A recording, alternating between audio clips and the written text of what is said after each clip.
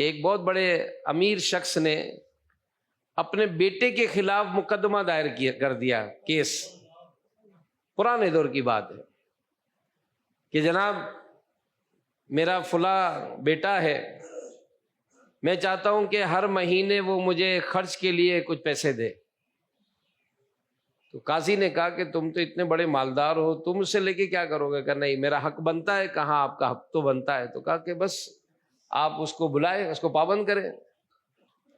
اب اس کو بلایا گیا، اس کے بیٹے کو نام پتہ پوچھا، اس کو بلایا گیا، بیٹا آیا عدالت میں، قاضی نے کھڑا کر دیا کہ بھائی تمہارے والد نے تمہارے خلاف کیس کیا ہے کہ تم ہر مہینے اس کو خرچے کے لیے دو۔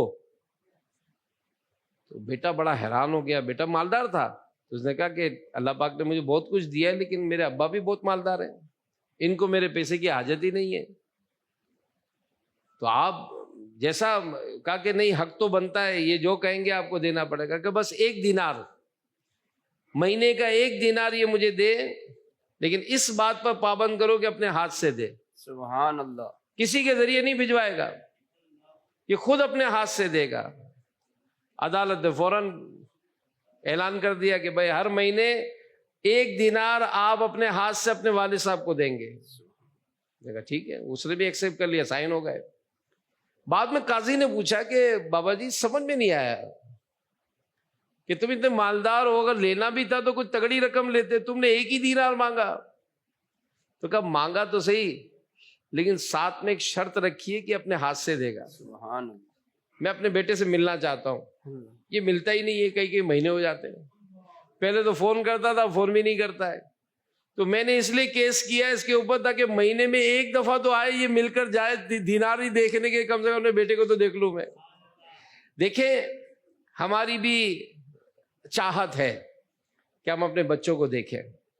جب بچے ہمارے پاس ہوتے، جب پوتے ہمارے پاس ہوتے، جب نواسے ہمارے پاس ہوتے، خوشیاں ہوتی ہیں نا۔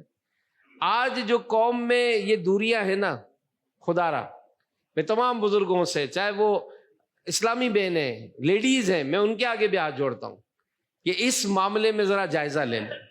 اگر آپ کوئی کردار ادا کر سکتے ہیں نا خاندان میں جوڑنے کا، یقین مانیں یہ بہت بڑا آپ کا احسان ہو جائے گا۔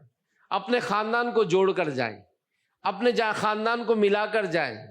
بہت دوریاں ہو گئی ہیں، سگے بھائی آپس میں لڑ کر بیٹھے ہوئے ہیں، بھائی بہنوں میں ناچاکیاں ہیں، والدین اور اولاد میں دوریاں ہیں، رشتہ داروں میں دوریاں ہیں۔ اور اگر ہم دیکھیں گے تو یہ دوریوں کا سبب کوئی بڑی بات نہیں ہے، بہت چھوٹی معمولی سی بات تھی کہ اس نے قربانی کا گوشت نہیں بھیجا، اس نے دعوت نہیں دی، اس نے دعوت دی تو ایک آدمی کے ساتھ دے دی، میں دعوت میں گیا تو مسکرایا نہیں، اس نے یوں بٹھایا نہیں۔ تو یہ شیطان جو ہے نا، یہ رشتے توڑواتا ہے، شیطان رشتے توڑواتا ہے۔ انشاءاللہ آج نیت کر لیں، اپنے رشتہ داروں کا خیال کریں گے انشاءاللہ، آپس میں رشتہ داریاں جوڑیں گے انشاءاللہ۔